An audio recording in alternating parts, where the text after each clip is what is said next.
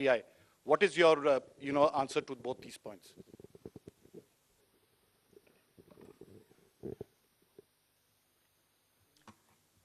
First of all, on the inflation, I think, yeah, you're right in saying RBI wrote a letter and what. But in the meanwhile, you've seen inflation come down, both the CPI and WPI. Action is being taken by the government. We take inflation-related steps as and when things develop in the ground and in response to it. And that has borne result. So inflation is not something which we are looking the other way while it is changing up and down. We have kept attending to it, and as a result, you find the result. On fiscal consolidation, you asked me the question, and I've already explained that we've attended to it with all earnestness, having respected the glide path we gave ourselves earlier. Jobs. Yeah. See, first of all, I find it a bit odd you may want to ask this question like this. Capital expenditure. I would have appreciated if you asked me, you said something in the BE, but you've not really exhausted what you put forth. You've not really used it in the ground. It is unfulfilled in the sense targets have not achieved. I would have been happy to answer if that were to be the case. But you're asking me a question about, in the sense you are implying that we have fully utilized what has been kept for capital investment. Therefore, it makes me feel odd that you're asking a question of actually have jobs been created or not. When projects are undertaken and money is utilized, and that it is utilized is coming through from the budget statement, how would the projects get completed without manpower, without jobs? Not all projects can be completed, even 1%, without human intervention. So obviously jobs are happening in the ground. So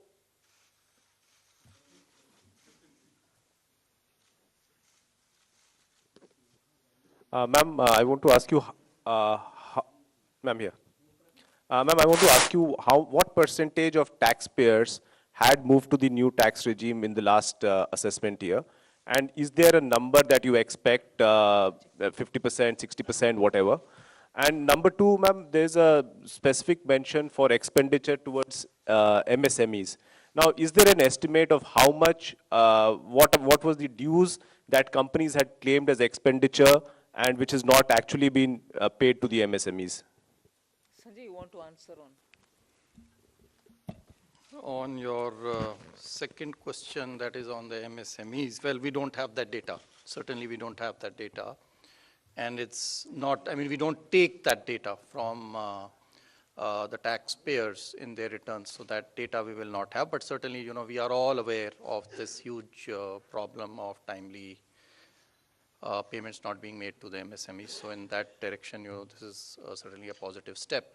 Coming to your first question on the exemption-less regime, let me say that for companies, the 22% tax regime that we got, 61% of our tax now, the corporate tax, more than 60% is actually coming from the exemption-free tax regime.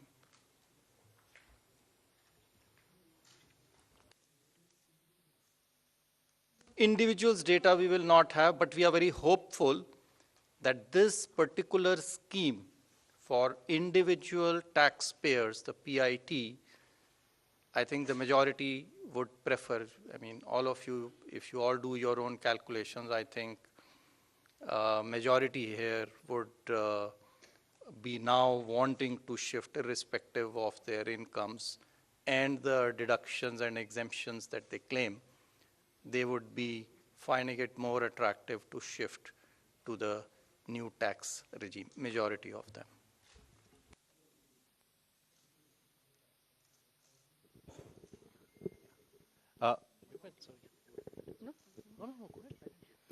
Ma'am, very good afternoon. Congratulations on a great budget. It's very clean, simple, nicely done. Ma'am, one quick question on CAPEX and one more on petroleum subsidy. Ma'am, your CAPEX for RE is lower actually in terms of the spend as of now.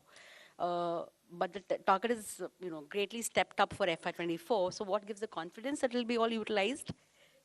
that? Capex, RE is lower, ma'am. 7.28 versus slightly lower. And a big jump for FY24. So what gives the government the confidence that all of it is going to be utilized and well spent? That's one, ma'am. And second, ma'am, on the petroleum front, the LPG subsidy has been kept pretty low. You had announced certain additional measures last year in May, along with the deep cuts in excise on petrol, diesel. So what happens to those announcements regarding LPG subsidy? They have not been rolled over.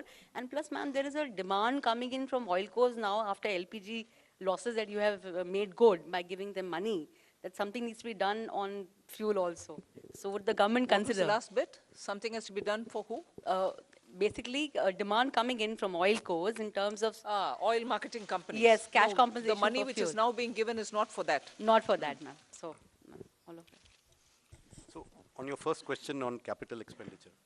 So yes, the revised estimates are about 97% or 98% of the budget estimate. Yes, there is a slight deviation. It's mainly on the state capital expenditure, which is falling short of the 1 lakh crore. Actually, the central capital expenditure is going to exceed the budget estimates.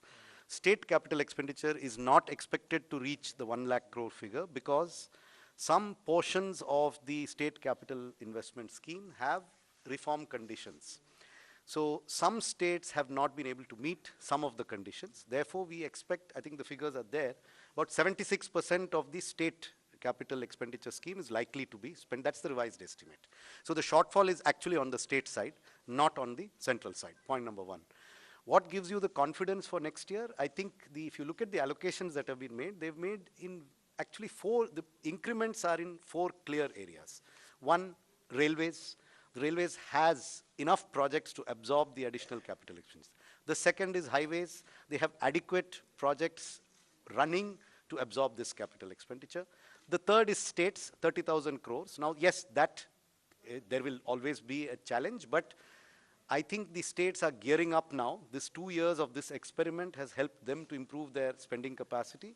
And we are also seeing an uptick in the second half of this year on the state capital expenditure. So I'm reasonably confident that the states will absorb the 1,30,000 that has been provided.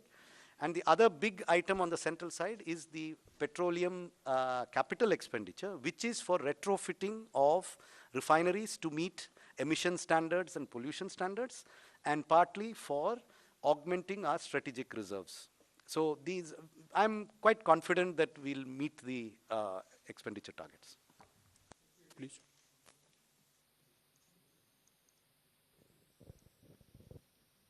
Tarun Sharma from Zee Business. Ma'am, जो disinvestment का जो target है वो 65,000 से 50,000 किया है और next year का 51,000 किया है.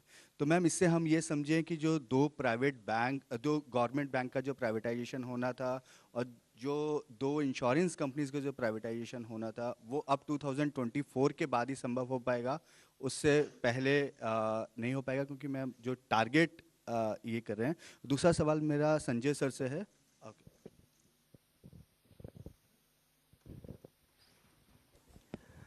जैसा कि आपको विदित है कि डिसइन्वेस्टमेंट तो मार्केट कंडीशंस और कई चीज़ों से निर्भर करता है, तो उस हिसाब से जो प्रैक्टिकल और प्रूडेंट टारगेट है वो रखा गया है.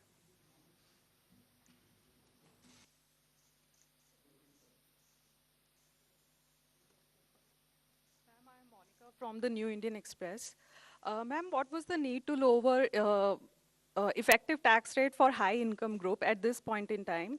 And also tax collection at source has been increased from 5% to 20% or on overseas tour package. So what is the reason behind this massive increase? See, the tour packages are generally taken by people whose effective tax rate is certainly more than 30%. So if we are charging them 20% TDS, I don't think it is high. Our attempt always has been to charge TDS at more or less similar rates, if not exactly the same rates. So that answers your question number 1. Question number 2 on, I think you are referring perhaps to surcharge, which has been reduced. Well, our rates, the highest tax rates in our country were amongst the highest, even more than, some of the developed countries. And so, in any case, it was introduced as an interim measure, and so that has now been reduced, so that the effective tax rate, highest effective tax rate becomes 39%. I'd just like to supplement that. There is a consistent theme, if you see, both on the new tax regime and on the changes that you're seeing in this budget, that the move is towards lower rates, but fewer avoidance measures and exemptions. So if you look at high net worth individuals, there are a number of tax avoidance removal measures in this budget, along with the reduction in surcharge. So if you look at market-linked debentures, if you look at very high-value insurance policies, and a few other measures, so the marginal rate is coming down, but some of the devices used predominantly by those in that highest marginal tax rate are also being rationalized. So it's not necessarily a net reduction, it is a reduction from a high marginal rate, inducing certain avoidance devices, to a lower marginal rate with fewer opportunities to avoid. 74, please.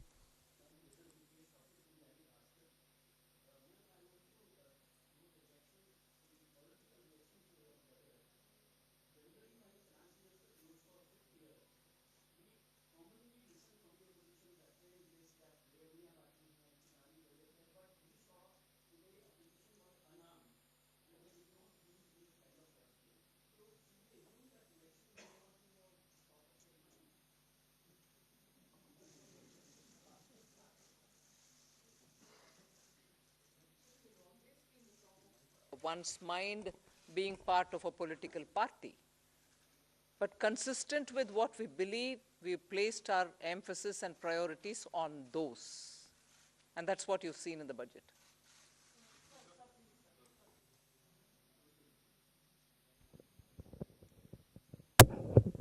Madam मेरा सवाल है आपसे, मैं संजय शर्मा हूं लोकमत अखबार से। Madam आपके budget में विपक्ष की तरफ से कोई ज़्यादा प्रतिक्रिया नहीं है ये, लेकिन इस बजट से महिलाओं को काफ़ी उम्मीदें थी, घर की महिलाओं को जो महंगाई से पीड़ित थी, रसोई गैस के सिलेंडर के दुगने दामों से पीड़ित थी, कहीं ना कहीं आटे से लेकर के रोटी तक सारी चीज़ें महंगी हो गई है। तो क्या इससे आपको लगता है कि कुछ इसमें महंगाई पे भी फर्क पड़ेगा और घर की जो रोटी है, जो घर की जो रसोई का जो सामान है, उसमें इस बजट से कुछ फर्क पड़ेगा?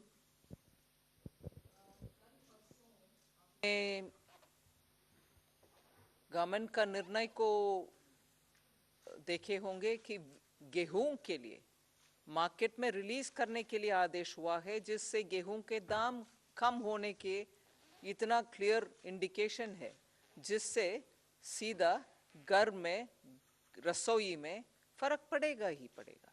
सो उसको आप बोलना नहीं है, ये नहीं है कि मैं उसके ऊपर कुछ बजट में नहीं बोले, मगर बजट से बोलने से पहले एक्शन ही हो गया है ना, कि घर की रसोई के लिए गेहूं आटा के लिए मार्केट में रिलीज करने के लिए निर्णय सरकार ऑलरेडी कर चुकी है। एक मिनट। साथ ही साथ जो है महिला जो है वो भी एक परिवार का सदस्य है, तो जो रिलीफ जो इतना टैक्स पर्सनल इनकम टैक्स में दिया गया है वो भी परिवार के पास में और महिला के पास में आएगा, उसके हाथ में आएगा, जिससे वो अपना घर का खर्चा चला सकती है। सो वो भी एक महिला के लिए, हमें नहीं देखना चाहिए कि महिला के लिए नहीं है, वो भी महिला के लिए एक बेनिफिट है।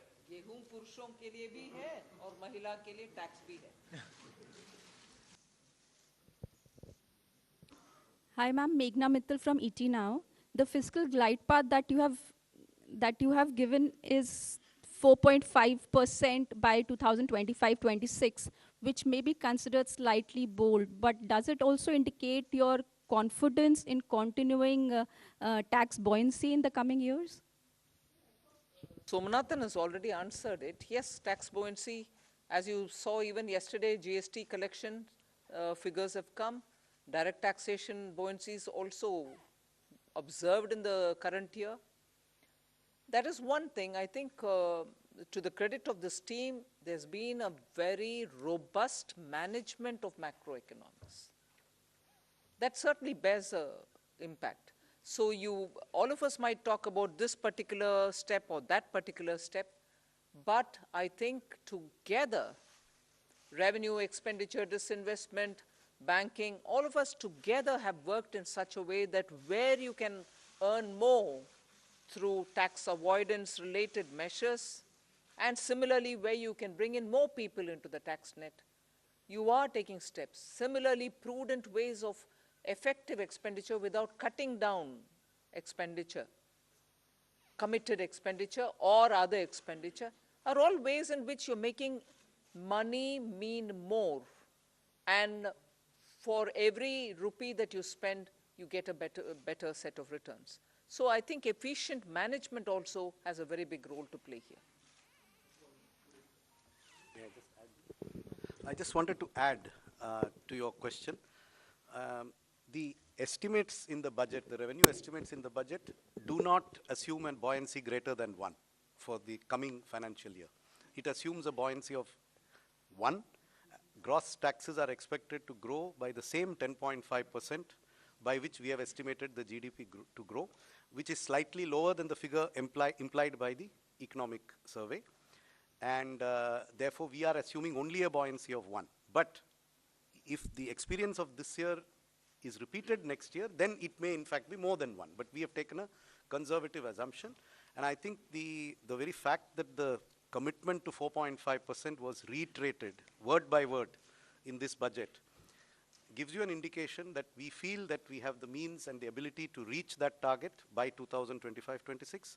I would also point out that many of our expenditure increases are on discretionary spends. We have kept a very tight lid on the irreducible types of expenditure, and therefore there is room in the budget, both on the revenue side and on the expenditure side, for us to reach that fiscal deficit target by 2025-26.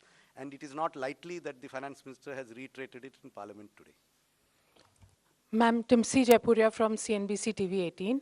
Ma'am, I have two questions. Firstly, on the TDS reforms, you've come out with two specific reforms. For one, 20% TDS on foreign investments. Why has this been introduced? Is it to curb the flight of capital or investments which was going outside the country? And secondly, on students who are going outside to study, on that also the TDS has come, there's a 5% that has been levied, or it has been reduced. There is no change on education, or absolutely not. That's wrong. Your facts are wrong. But what happens to the amount that one spends in staying there as a student? First correct the thing which you've said, because yours is a very powerful voice, and that can spread among your dosts, and that can go out. No change has been made for education or health purpose, LRS. Please, I hope my voice is audible much more than Timsi's. Thank you for correcting me, ma'am. But on the foreign capital, on the foreign investment, the TDS of 20%, if you could explain the rationale. I think this question was asked, and I already answered it, to say that this is actually coming from income, and the income tax rates for those categories of people who are using this LRS to send money outside is much more than 20%. And so they were in any case, to pay for the tax. And in case they don't have to pay for the tax, they can always get a refund.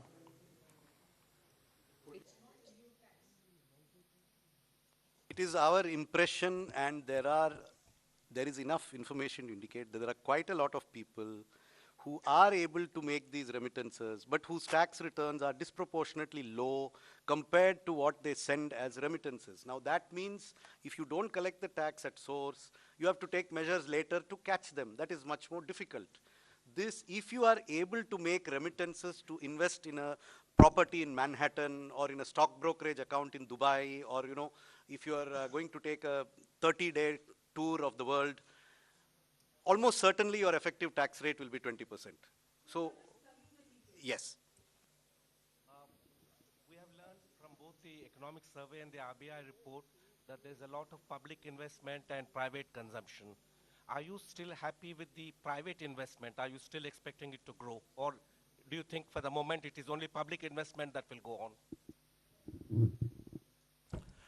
Hi. Yesterday in the press conference, we answered this question, and we also had a slide up there in the presentation we made yesterday that private capital investment has been improving every year in the last 3 years. For example, in the first half of 2021, based on quarterly earnings reports filed by listed companies, the capital expenditure was 2.1 lakh crores, which increased to 2.4 lakh crores in 21-22 in the first half, April to September. And 22-23, it has gone up to 3.3 lakh crores. And then you look at the RBI survey on capacity utilization and investment spending plans of the respondents. There is a very clear sign that many private sector companies are looking to enhance their capital expenditure. So both in terms of intent and in terms of actual spend, private capital investment is showing very clear signs of revival. Thank you.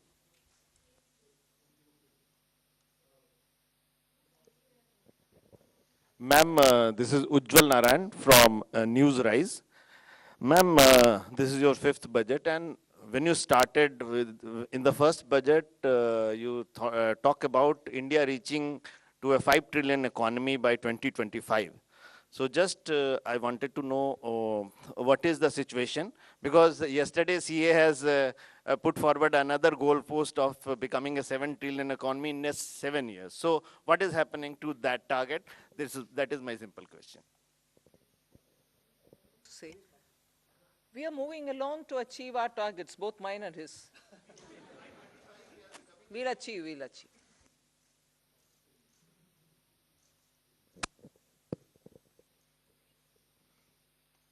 Good afternoon, ma'am. This is Chetan from India Today Group. Ma'am, while calculating the fiscal match for FY24, how did you assume the disruptive variables like the crude prices and, of course, China unlocking and its impact on commodity prices? What was the benchmark that you were the thinking behind the rationale? This is a question that keeps coming every budget, and I keep giving you the same answer. That there is no part of the budget mathematics that has a crude price number as an input in any spreadsheet. See, because there is no direct subsidy on any petroleum product. Unlike the fertilizer price or the price of the MSP, these have direct impacts on the budget. The petrol price would have an impact only if it triggers some major change in the tax system. Otherwise, the petrol, diesel, oil prices do not directly affect our budgeting. So it is not that there were days, maybe 10, 15 years ago, when there was a lot of subsidy on these commodities. At that time, a crude price assumption was inherent in the budget. Today, there is no inherent crude. The assumption we are making in the budget is only that there will be no subsidies on petrol and diesel, and that global prices will be such that there will be no subsidies. What the global price will be, I don't need to make an assumption. So no assumption has been made. Confusion since last year when people referred to what was said in the economic survey as though it was said in the budget itself. The budget didn't say it then, the budget doesn't say it now.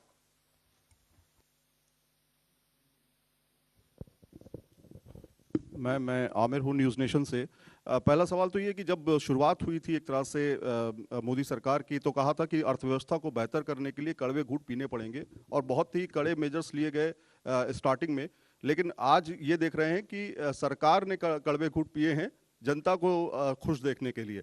तो क्या ये चुनावी budget है, इसको मानती है? और पहला ये, दूसरा ये कि इनकम टैक्स में जिस तरह से जो छूट की सीमा है, जो पहला फेज़ है आपका जिसमें 7 लाख तक की छूट है, तो उसमें वो फेज़ आपको लगता है कि इससे राजस्व पर भार पड़ेगा? कितना भार पड़ेगा, कोई एस्टिमेट है इसमें? We have said it in the budget speech itself as to what is the net revenue foregone. उसका घोषणा ही कर चुके हैं हम, हिडन नहीं रखे. So वो आ गया है 35,000? 35,000 Direct taxes 37,000 crore, indirect taxes 1,000 crore, additional revenue through indirect taxation measures 3,000 crores, and so net is 35,000 crore.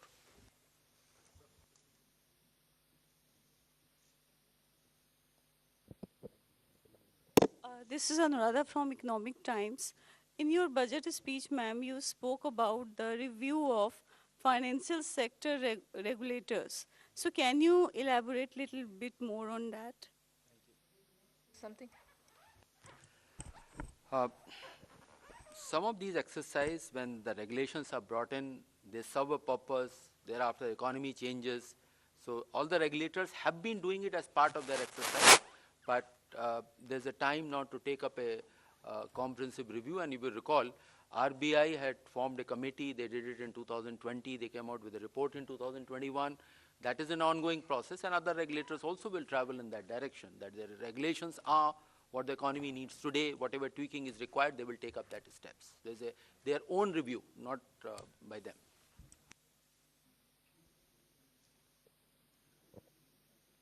Ma'am, congratulations on your penultimate budget.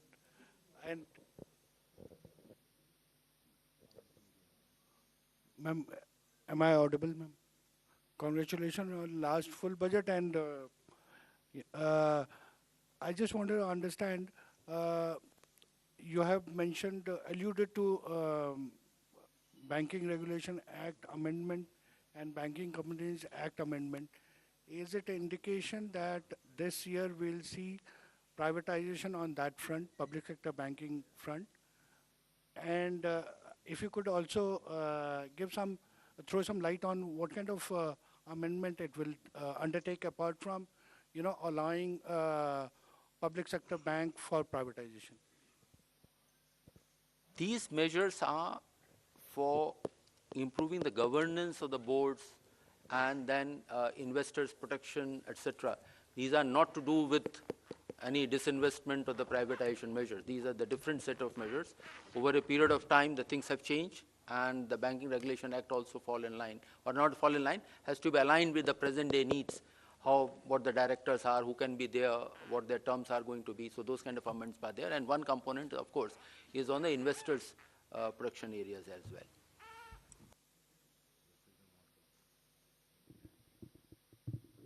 Good afternoon, ma'am. I'm Rima Sharma from Potibimba Life. My question,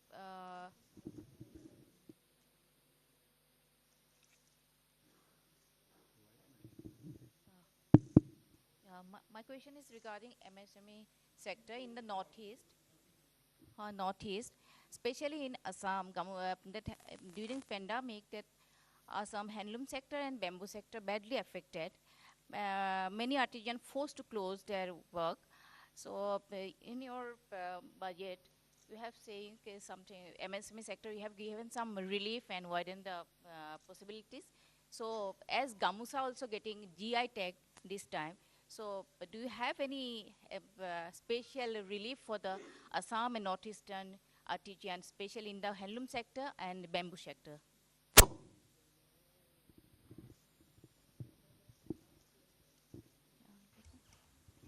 In the last year's budget itself, I think for sustaining livelihoods and also making sure that the Northeast livelihoods are attended to, we came up with a specific program called PM Divine for the development of Northeast.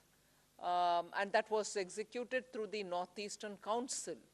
So that program continues, and that will take care of livelihood related, whether it is in the weavers or in any other such community. But after getting the GI tag in the Gamusha, do you have any special package for the encourage to the handloom sector? So that is something which the state government will have to tag along with the existing programs, either through the handicrafts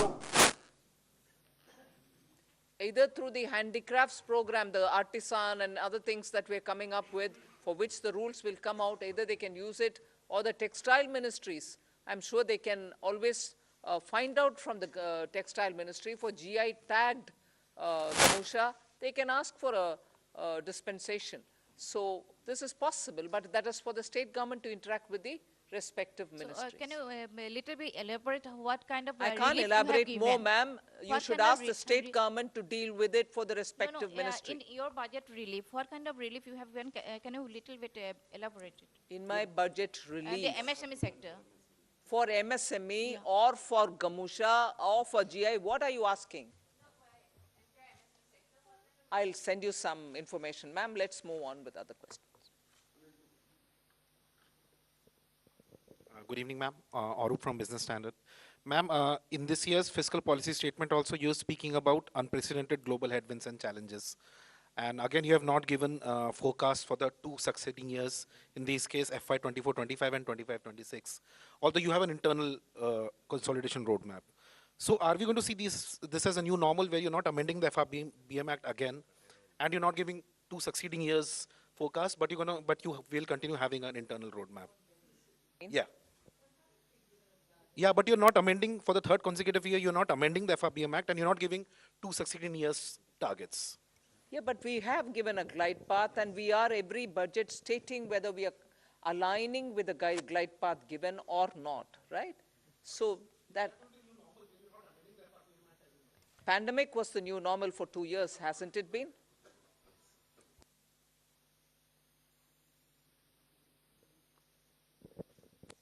Hi, I'm Siddharth from Money Control here. The gross borrowing number is 15.4 lakh crores, net is the gross borrowing is 15.4 lakh, net is 11.8 lakh. Especially with real interest rates returning to positive territory in the last few months with the RBI hiking rates, do you see borrowing costs for companies rising, especially and perhaps the government crowding out the private sector, and could that impact private investments? So I think the question of crowding out, actually the increase in borrowing over the previous year is 8%. The economy has grown at a nominal rate of 15% over this same period. So this is a level of borrowing which I think will not lead to any incremental crowding out. In fact, as a percentage of the size of the nominal economy, the total gross borrowing is actually going to be lower in 23-24 than in 22-23. So incremental crowding out, I think, is not a significant issue, and that I do not think will lead to any impact on borrowing costs in the private sector.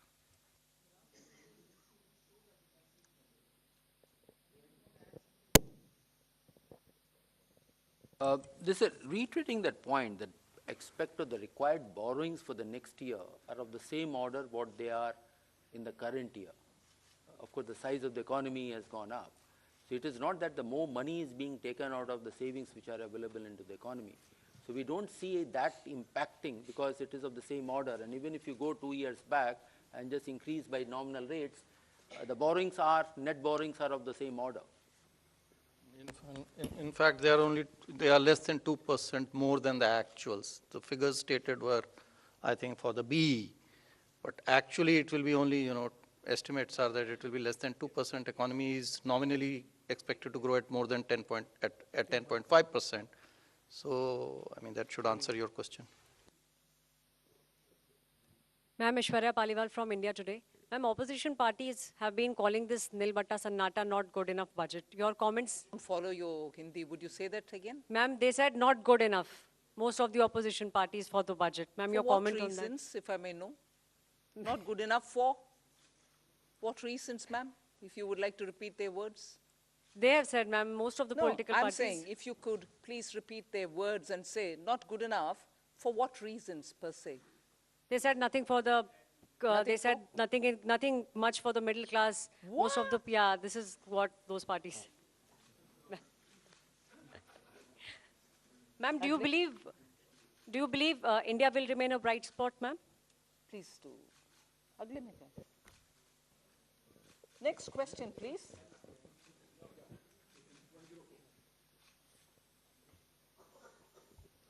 Ma'am, my name is Mukesh and I work for Newsrise. Just wanted to know, is there a component of green bonds in the...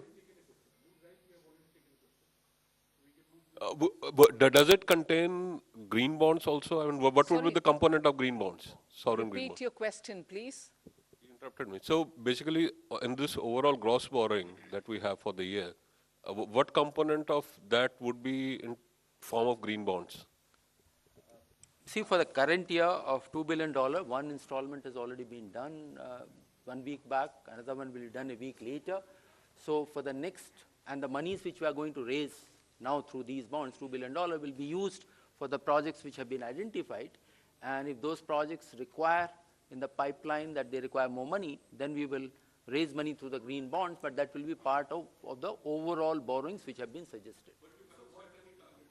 Pardon? There is no target for green bonds for next year. It is something which will evolve as the year goes on.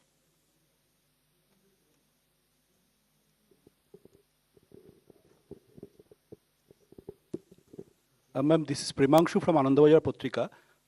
You have said that your capital expenditure has reached 10 lakh crore, but the interest payment expenditure that has also reached 10 lakh crore. And the interest payment burden, it is almost 40% of the revenue received.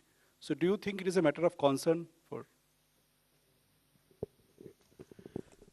It is always desirable for a government to have its interest payments as low as possible.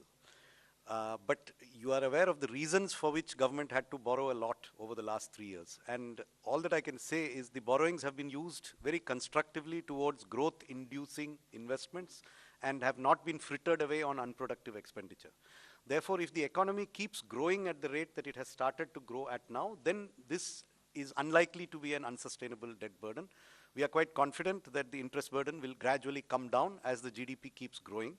And to sustain that growth, the quality of expenditure, the quality of government expenditure is increasing.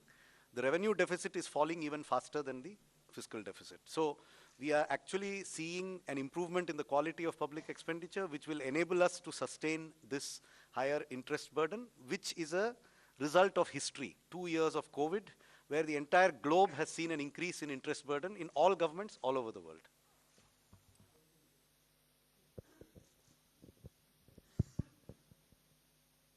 Good afternoon, ma'am. This is Karishma here from Business Today Television. Congratulations to you and everybody for yet another successful budget. Ma'am, you did talk about simplification of the tax regime. So my question is on the capital gains tax regime that was also expected. It was not a part of the budget announcement, but it's expected that a simplification could be done in the coming months. Is that something on the cards? And also, ma'am, secondly, no big bang announcements on cryptocurrency in this budget. What is the kind of update with the consultation paper that had to be submitted also to the FSDC? For your question, first question, I have no answer because it's your expectation. You kept about it for the last few months, and then you want me to answer on that? Oh, have they been? They've not told me about it. No.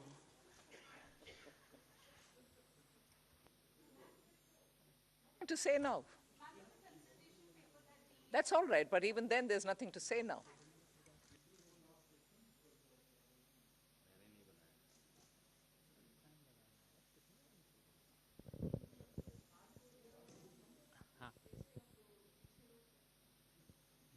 Ma'am मैं आलोक CNBC आवाज़ से हूँ sir. Ma'am मेरा सवाल ये है कि जो TDS को लेकर क्लैरिफिकेशन आई हैं और उसमें ख़ास तौर से जो 10,000 का जो थ्रेशोल्ड लिमिट है कई सारी चीज़ों पर ख़त्म कर दिया गया है, ख़ास तौर से ऑनलाइन गेमिंग को लेकर।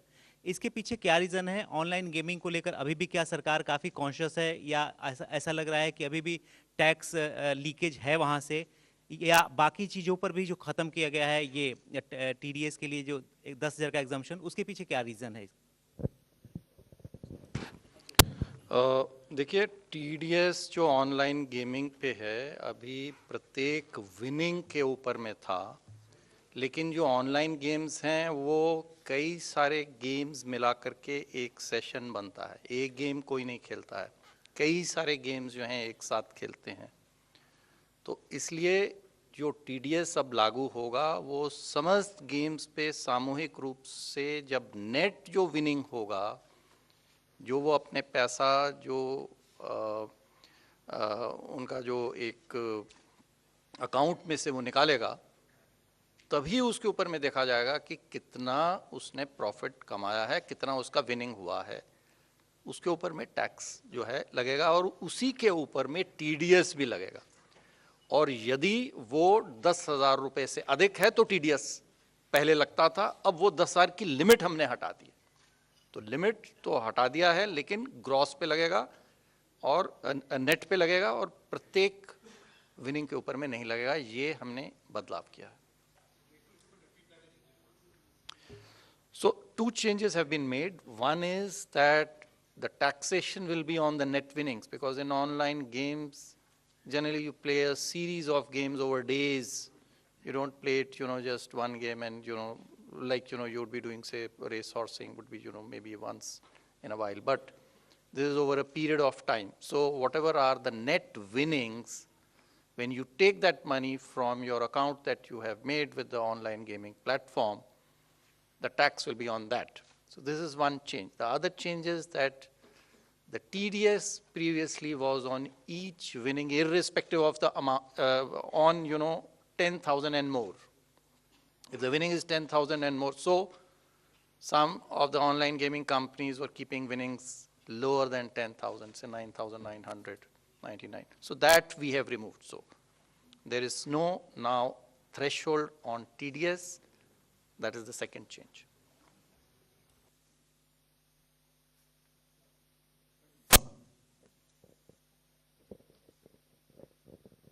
Hi, ma'am. This is Priyashmita from Informist Media.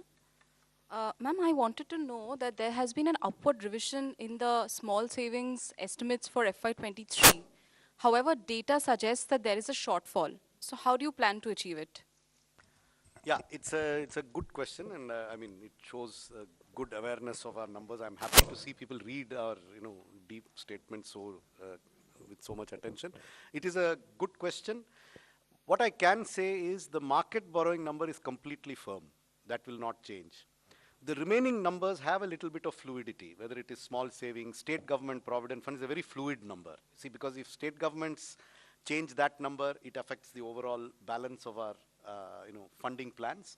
The market borrowing number is firm.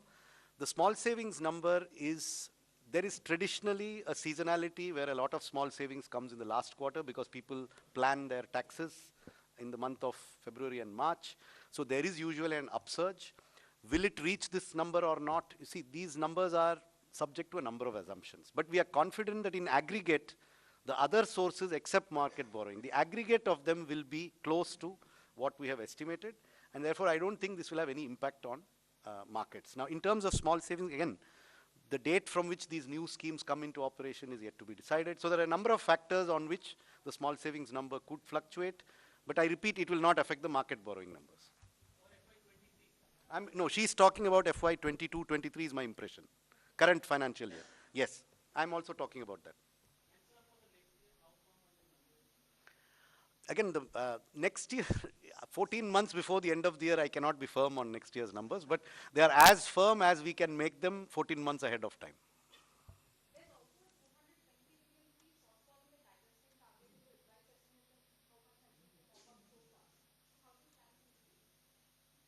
Well, I mean, if there is a shortfall somewhere, there is an increase somewhere else. We have shown you all the numbers as to how we meet the deficit of this year. How is it going to be funded? I have the statement, you have the statement too, since you've obviously read it, so I don't need to tell you. So that's how we will fund it. So this is a big budget in which something goes up, something goes down. Revenues have gone up, expenditures have gone up, some things have gone down. But in aggregate, as I said, we are confident of being within our market borrowing numbers. We are confident that the deficit that we have projected for the revised estimate is reasonable and will not be exceeded significantly. It will not be exceeded significantly. Beyond that, I cannot give you a pinpoint. You cannot land a Boeing 747 on a helipad. So, it's a huge thing. There will be minor, fluctuations here and there. But at a macro level, our numbers are good. I'm confident about our numbers.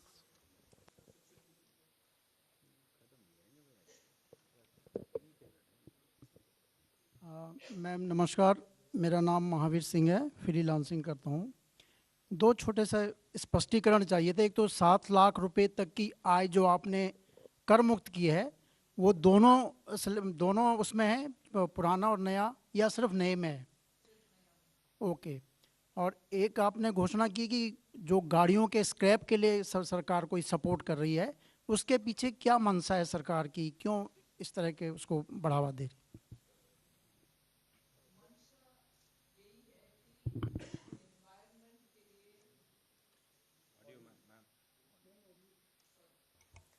मंशा यही है कि environment के लिए पुराना गाड़ी को हटाना चाहिए, मगर वैसे बिना इंसेंटिव हटाना भी मुश्किल है, क्योंकि लोगों को लगेगा कि हटाने में से मुझे क्या फायदा है। सो इंसेंटिवाइज करना उसके लिए।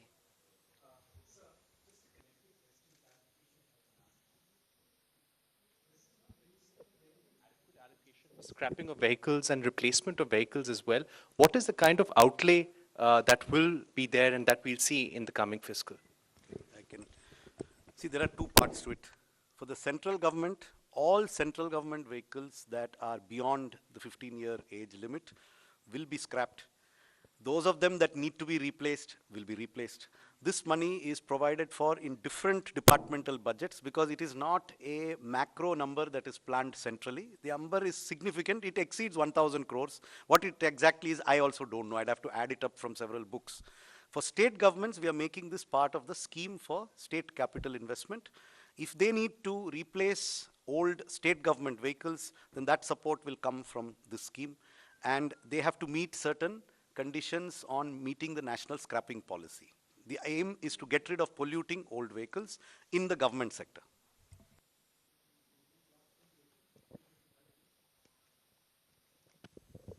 नमस्कार ma'am, Pramod Sharma.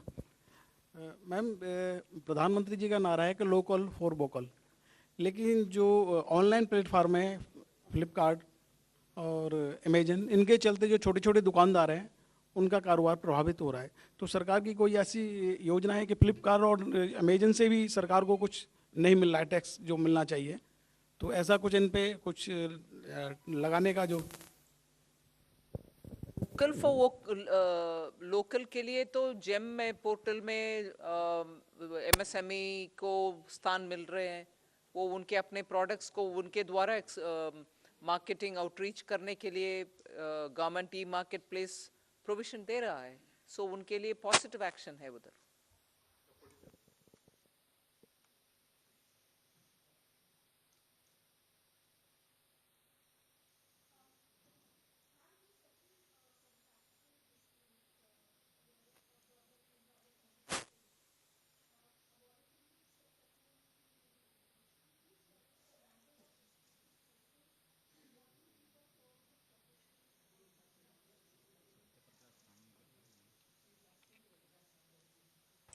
Precise numbers I don't have at this point of time, but the scheme is that if there's an arbitration award which has already happened, either of the party, either a government department or a government undertaking has challenged it, or the contractor has challenged it, and that arbitration award is being contested in any court, then depending upon the level of the dispute, a settlement can be reached between the two parties so as to reduce the amount of litigation which will be there. Yeah, it will be a voluntary, see, it is voluntary. Any dispute can be settled out of court by both parties. Traditionally, there are difficulties for government to take a discretionary decision on settling a dispute. So this will be a standardized set of terms depending on the nature of dispute and the level at which the dispute has been settled, or, has been where there's an arbitration award, where there's a court award, where there's a Supreme Court award. There are different levels at which there is certainty or uncertainty. We will be coming out with a draft scheme which will be put out for consultation very shortly from the Department of Expenditure. So, no, it is only for domestic. Only domestic disputes. It will not cover international arbitrations or international cases. Definitely not.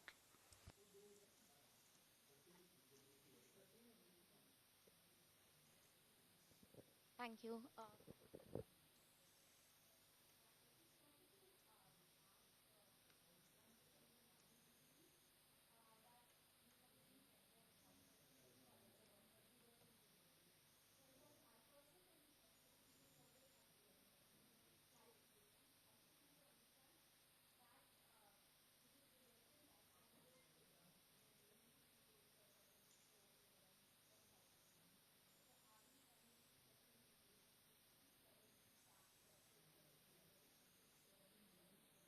Want both of them to answer for each economic survey from his school of thought and us from our school of thought? We are not going to be talking about comparing the two and giving justification for one. They come from their school of thought and we do it ours, right? I understood the question, but you're trying to link the two which are not so related. That is economic survey, yeah?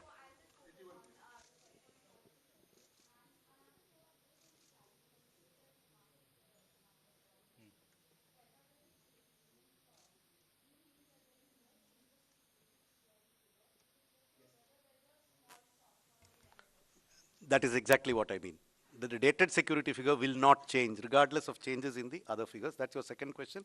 On the first question of 10.5, remember there's a difference between an estimate in an economic survey which is given for general guidance and a budget which has to be used to fund expenditure. So we have to have numbers which are at a higher level of probability of being exceeded than the economic survey. So therefore, our number of 10.5 could come from any combination of inflation and real growth. We are expecting nominal growth to be at least 10.5%. That's the basis on which the budget is presented. Now that can come from multiple combinations. I cannot tell you that it will be 6 and 4.5, or will it be 6.5 and 4, or will it be 7 and 3.5, or will it be 5.5? I mean, these are all, we are reasonably confident that we will exceed 10.5% nominal growth for the purposes of estimating our revenues, which is why we use that estimate.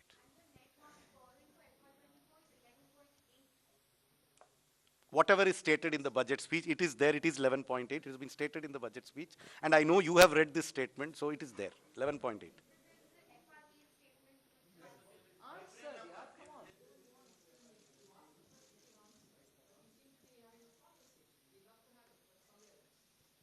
Good afternoon, ma'am. I am Nikun Johari from Reuters. You said that there'll be changes to improve governance for banks. So will there also be changes to the Bank Nationalization Act that will enable you to privatize 2 banks that you'd announced earlier? And also, ma'am, is there a concern for the government? Our markets have fallen last few days because of decline in Adani Group stocks.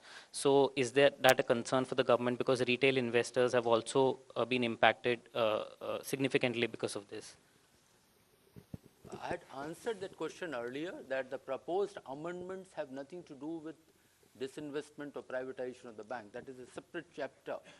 As far as the second question is concerned, we in the government don't comment upon the issues relating with a particular company.